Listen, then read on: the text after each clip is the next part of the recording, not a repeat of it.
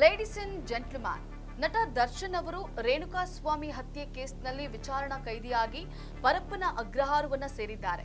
ಆದರೆ ಈಗ ದರ್ಶನ್ ಅವರ ಆತ್ಮೀಯ ಸ್ನೇಹಿತ ಧಾರವಾಡ ಎಂಎಲ್ಎ ವಿನಯ್ ಕುಲಕರ್ಣಿ ಅವರು ಯೋಗೇಶ್ ಗೌಡ ಹತ್ಯೆ ಪ್ರಕರಣದಲ್ಲಿ ಕೋರ್ಟ್ ಇಂದು ಜೀವಾವಧಿ ಶಿಕ್ಷೆಯನ್ನ ವಿಧಿಸಿ ಇವರೂ ಕೂಡ ಪರಪ್ಪನ ಅಗ್ರಹಾರ ಜೈಲು ಸೇರಿದ್ದಾರೆ. ದರ್ಶನ್ ಹಾಗೂ ವಿನಯ್ ಕುಲಕರ್ಣಿಯ ಸ್ನೇಹ ಎಂತಹದ್ದು?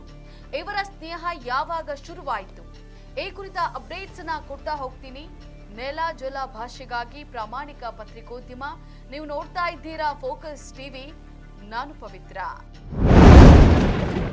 ಸ್ನೇಹಕ್ಕೆ ಸ್ನೇಹ, ಪ್ರೀತಿಗೆ ಪ್ರೀತಿ, ನಾನು ಸ್ನೇಹ ಜೀವಿ, ನೀನು ಸ್ನೇಹ ಜೀವಿ.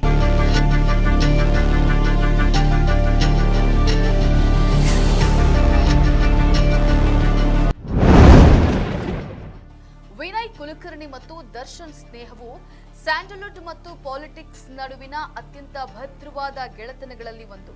ನಟ ದರ್ಶನ್ ಅವರಿಗೆ ಹಸು ಎತ್ತು ಅಂದ್ರೆ ಪ್ರಾಣ. ಇತ್ತ ಧಾರವಾಡದ ಶಾಸಕ ವಿನಯ್ ಕುಲಕರ್ಣಿ ಅವರಿಗೂ ಕೂಡ ಹೈನುಗಾರಿಕೆ ಅಂದ್ರೆ ಅಚ್ಚುಮೆಚ್ಚು. ವಿನಯ್ ಕುಲಕರ್ಣಿ ಅವರ ಮನೆಯಲ್ಲಿ ಉತ್ತಮ ತಳಿಯ ಎತ್ತುಗಳು ಮತ್ತು ಹಸುಗಳಿವೆ ಅನ್ನೋದು ದರ್ಶನ್ ಅವರಿಗೆ ಮೊದಲೇ ಗೊತ್ತಿತ್ತು. ಒಮ್ಮೆ ಧಾರವಾಡಕ್ಕೆ ಹೋದಾಗ ವಿನಯ್ ಅವರ ಫಾರ್ಮ್ ಹೌಸ್ ನಲ್ಲಿ ಇದ್ದಂತಹ ಅತ್ಯಂತ ಬಲಿಷ್ಠವಾದ ಎತ್ತುಗಳನ್ನ ನೋಡಿ ದರ್ಶನ್ ಫಿದಾ ಆಗಿದ್ರು.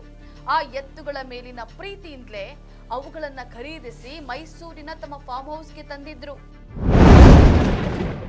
ಕುಚ್ಚುಕು ಕುಚ್ಚುಕು ಕುಚ್ಚುಕು ಕುಚ್ಚುಕು ಕುಚ್ಚುಕು ಕುಚ್ಚುಕು.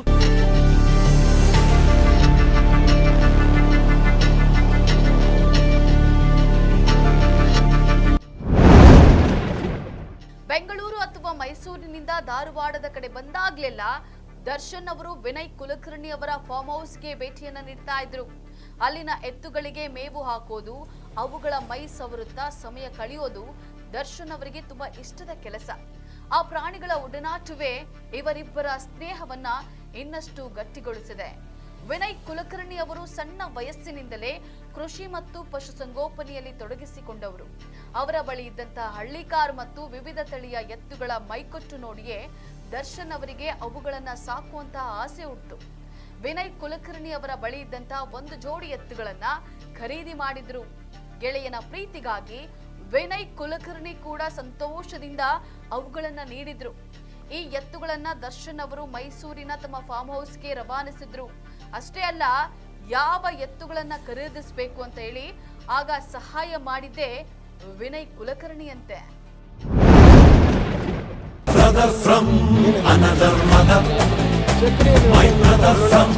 ಇವತ್ತು ಮೊದಲೇ ಸಲ ಬಂದಿಲ್ಲ, ಹಸುಗಳು ತೊಗೊಳಕ್ಕೂ ಇಲ್ಲೇ ಬಂದಿದ್ದೀನಿ.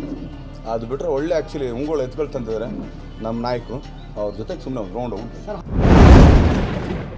ಇದು ಇಬ್ಬರು ಪ್ರಭಾವಿ ವ್ಯಕ್ತಿಗಳ ನಡುವಿನ ಒಂದು ಸುಂದರ ಸ್ನೇಹಕ್ಕೆ ಸಾಕ್ಷಿಯಾಗಿದೆ. ಇವರಿಬ್ಬರ ದೋಸ್ತಿ ಹೀಗೆಯೇ ಮುಂದುವರಿಯಲಿ ಅನ್ನೋದು ಅಭಿಮಾನಿಗಳ ಆಶಯವಾಗಿತ್ತು.